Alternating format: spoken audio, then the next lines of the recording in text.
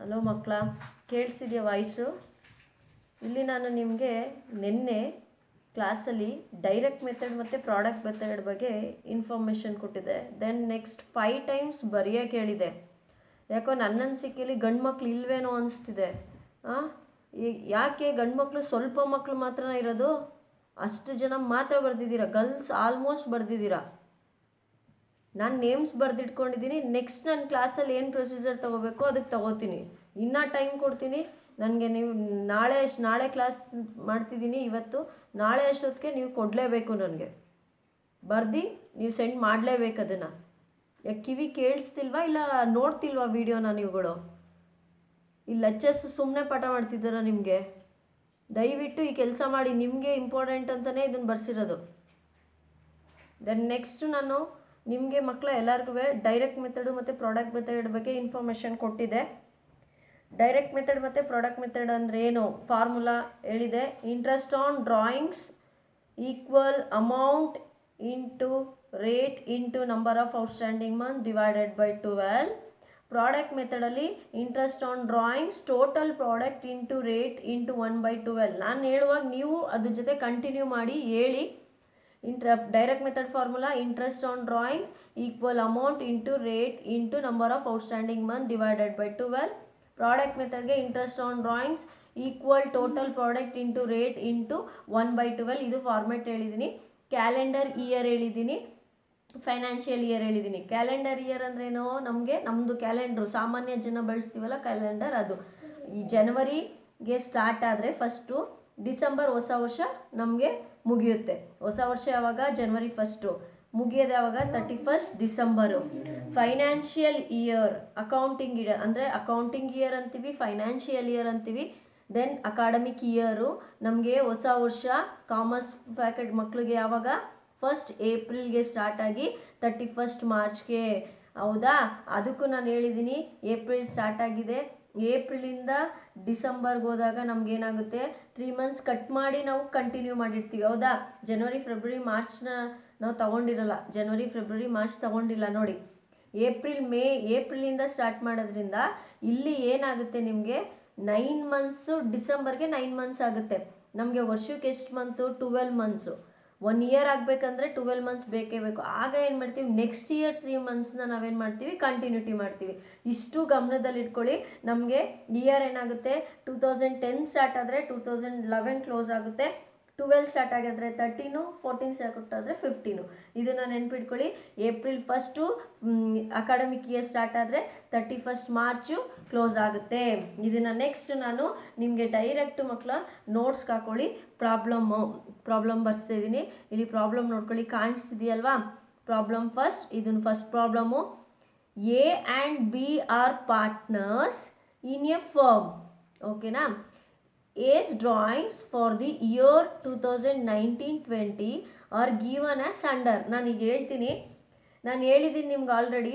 ಇಲ್ಲಿ ಏನು ಮಾಡ್ತೀವಿ? ನಾವು ಡ್ರಾಯಿಂಗ್ಸ್ ಕಂಡುಹಿಡಿತೀವಿ. ಡ್ರಾಯಿಂಗ್ಸ್ ಅಂದರೆ ಇಲ್ಲಿ ಯಾವ್ದಾದ್ರು ಒಬ್ಬ ಪಾರ್ಟ್ನರು ಸ್ವಂತಕ್ಕೆ ದುಡ್ಡು ಎತ್ಕೊಬಿಟ್ಟಿರ್ತಾನೆ. ಅದಕ್ಕೆ ಅವನು ಎಷ್ಟು ಬಡ್ಡಿ ಕಟ್ಟಬೇಕು ಅನ್ನೋದನ್ನ ಕ್ಯಾಲ್ಕುಲೇಟ್ ಮಾಡ್ತೀವಿ. ಇನ್ನೊಂದ್ಸಲ ಹೇಳ್ತಾ ಇದ್ದೀನಿ, ಒಬ್ಬ ಪಾರ್ಟ್ನರ್ ಇಲ್ಲಿ ತನ್ನ ಸ್ವಂತಕ್ಕೆ ದುಡ್ಡು ಎತ್ಕೋತಾನೆ. ಪರ್ಸ್ನಲ್ ಯೂಸ್ಗೋಸ್ಕರ ಅಮೌಂಟ್ನ ವಿತ್ಡ್ರಾ ಮಾಡ್ತಾನೆ. ಪರ್ಸ್ನಲ್ ಯೂಸ್ಗೆ ಏನು ಮಾಡ್ತಾನೆ?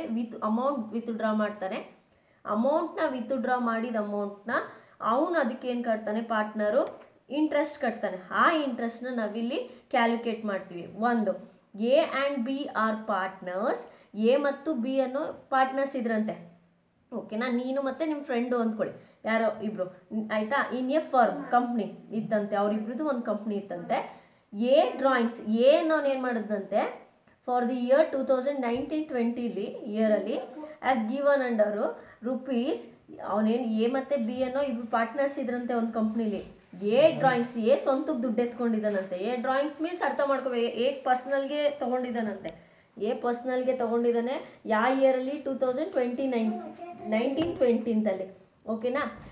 ರುಪೀಸ್ 8000. ಅವ್ನು ನೋಡಿ ಒಂದು ವರ್ಷದಲ್ಲಿ 4 ಟೈಮ್ಸ್ ಡ್ರಾ ಮಾಡಿದ್ದಾನೆ. 1 2 3 4 ಟೈಮ್ಸ್ ಡ್ರಾ ಮಾಡಿದ್ದಾನೆ 1 ಇಯರಲ್ಲಿ. ಒಂದು ವರ್ಷದಲ್ಲಿ ಎಷ್ಟು ಡ್ರಾ ಮಾಡಿದ್ದಾನೆ, ಎಷ್ಟು ಇಂಟ್ರೆಸ್ಟ್ ಕಟ್ತೀವಿ ಅನ್ನೋದೇ ಇಲ್ಲಿ ಲೆಕ್ಕ ಹಾಕೋದು. 1 ಇಯರಲ್ಲಿ ಅವನು ಇಷ್ಟು 4 ಟೈಮ್ಸ್ ಡ್ರಾ ಮಾಡಿದ್ದಾನೆ.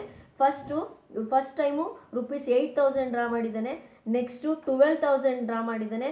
4000 ಡ್ರಾ ಮಾಡಿದ್ದಾನೆ, 6000. ಯಾವ ಡೇಟು ಅಂತಲೂ ಕೊಟ್ಟವ್ರೆ, ಮಂತ್ ಕೊಟ್ಟವನೆ.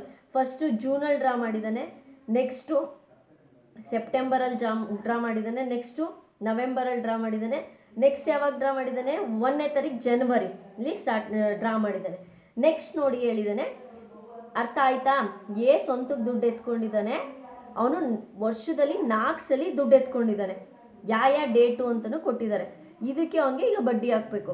ಬಡ್ಡಿ ಎಷ್ಟು ಅಂತಲೂ ಹೇಳಿದ್ದಾರೆ ಮಕ್ಕಳ. Calculate interest on A drawings. 8% ಬಡ್ಡಿ ಹಾಕಿದ್ದಾರೆ ಅವನಿಗೆ. ಎಷ್ಟು ಪರ್ಸೆಂಟ್ ಹಾಕಿದ್ದಾರೆ? 8% ಬಡ್ಡಿ ಹಾಕಿದ್ದಾರೆ. ಪರ್ ಹ್ಯಾನಮ್ ವರ್ಷಕ್ಕೆ ಎಷ್ಟು ಬಡ್ಡಿ ಹಾಕಿದ್ದಾರೆ? 8% ಬಡ್ಡಿ ಹಾಕಿದ್ದಾರೆ. For the year ending 31st March 2020. Year end ಯಾವಾಗ ಮಾಡಿದ್ದಾರೆ? 31st March 2020. ಅಕಾಡೆಮಿಕ್ ಇಯರ್ ಆದರೆ ಎಂಡು 31st ಮಾರ್ಚಲ್ಲಿ ಆಗಿದೆ ಅಂದರೆ ಏಪ್ರಿಲ್ ಯಾವಾಗ? ಏಪ್ರಿಲ್ 1 2019 ಏನಾಗಿದೆ? ಸ್ಟಾರ್ಟ್ ಆಗಿದೆ, ಹೌದಲ್ವಾ? Under direct method. ಯಾವ ಮೆಥಡ್ ಕಂಡುಹಿಡೀರಿ ಅಂದವ್ರೆ? Under direct method. ಅರ್ಥ ಆಯ್ತಾ? ಎ ಬಿ ಪಾರ್ಟ್ನರ್ಸ್ ಇದ್ದ ಎ ಪರ್ಸ್ನಲ್ಗೆ ದುಡ್ಡು ಡ್ರಾ ಮಾಡಿದ್ದಾನೆ, 4 ಟೈಮ್ಸ್ ದುಡ್ಡನ್ನ ವಿತ್ ಡ್ರಾ ಮಾಡಿದ್ದಾನೆ, 4 ಸಲ ದುಡ್ಡು ಎತ್ಕೊಂಡಿದ್ದಾನೆ. ಯಾವ ಡೇಟು ಅಂತಲೂ ಹೇಳಿದ್ದಾರೆ. ಅವನು ಎಷ್ಟು ಬಡ್ಡಿ ಕಟ್ಟಬೇಕು, ಇಂಟ್ರೆಸ್ಟ್ ಪೇ ಮಾಡಬೇಕು ಅಂತಲೂ ಹೇಳಿದ್ದಾರೆ. ಓಕೆನಾ? ಈಗ ನಾವು ಕ್ಯಾಲ್ಕುಲೇಟ್ ಮಾಡಬೇಕು. ಯಾವ ಮೆಥಡ್ ಅಂತ ಹೇಳಿದ್ದಾನೆ ನೋಡಿ? ಡೈರೆಕ್ಟ್ ಮೆಥಡ್ ಅಂತ ಹೇಳಿದ್ದಾನೆ. ಅರ್ಥ ಆಯ್ತಾ? ಯಾವ ಮೆಥಡ್ ಹೇಳಿದ್ದಾನೆ?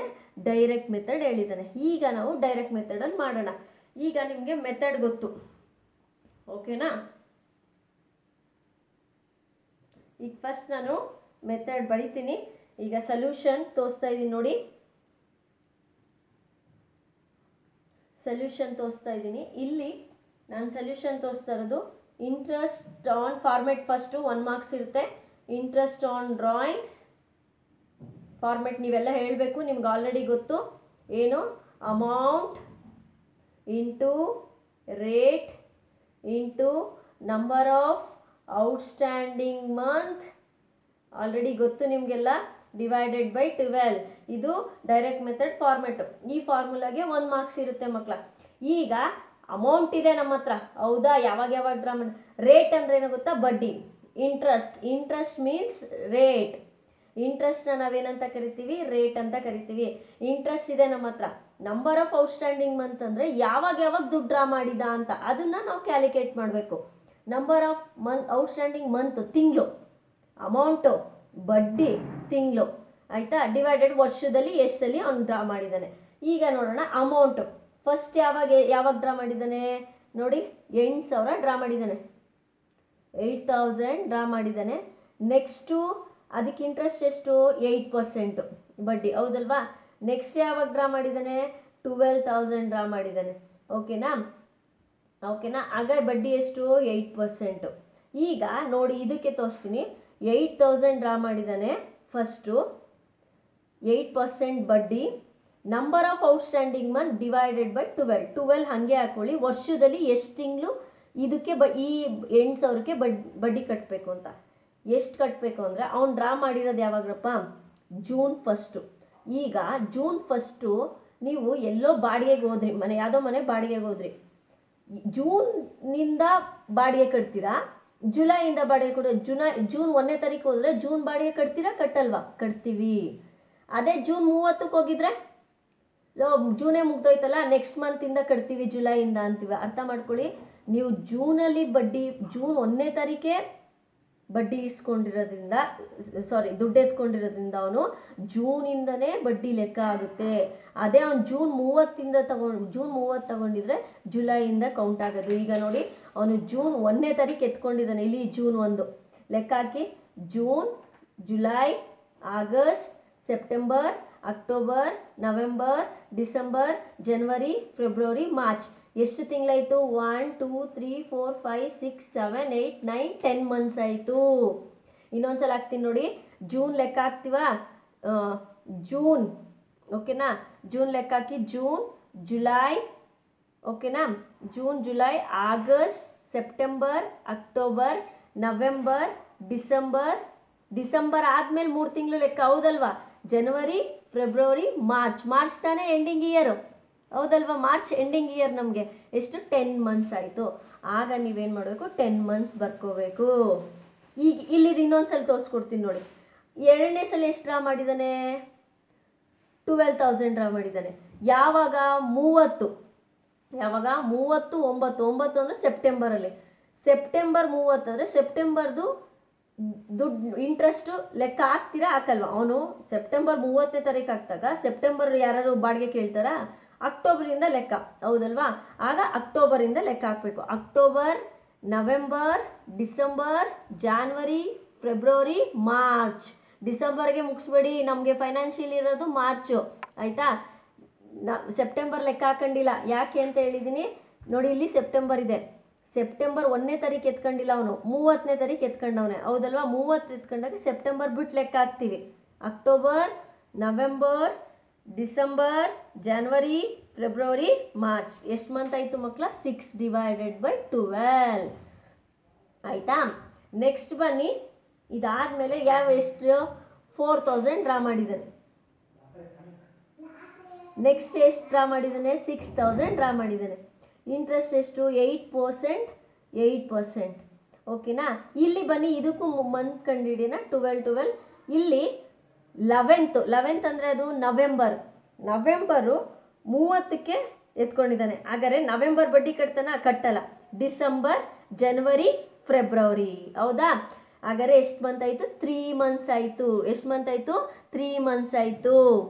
ದೆನ್ ನೆಕ್ಸ್ಟ್ ಬನ್ನಿ, ಇದಾದಮೇಲೆ 3 ಮಂತ್ಸ್ ಆಯಿತಾ? ಅದಾದಮೇಲೆ 1/1/2020, ಓಕೆನಾ? 1/1/2020 ಅವನು ತಿರ್ಗಾ ಎಷ್ಟು ಡ್ರಾ ಮಾಡಿದ್ದಾನೆ? 6,000 ಡ್ರಾ ಮಾಡಿದ್ದಾನೆ. 6,000 ಬರ್ಕೊಂಡಿದ್ದೀನಿ, 8% ಮಾಡ್ಕೊಂಡಿದ್ದೀನಿ, ಹೌದಲ್ವಾ? 6,000 ಬರ್ಕೊಂಡು 8% ಮಾಡ್ಕೊಂಡಿದ್ದೀನಿ. ಅದಾದಮೇಲೆ ನೀವು ಯಾವಾಗ ಎತ್ಕೊಂಡಿರೋದವನು? 1ನೇ ತಾರೀಕು 1. ಹಾಗಾದರೆ ಜನವರಿ ಲೆಕ್ಕ ಹಾಕತ್ತೀವ?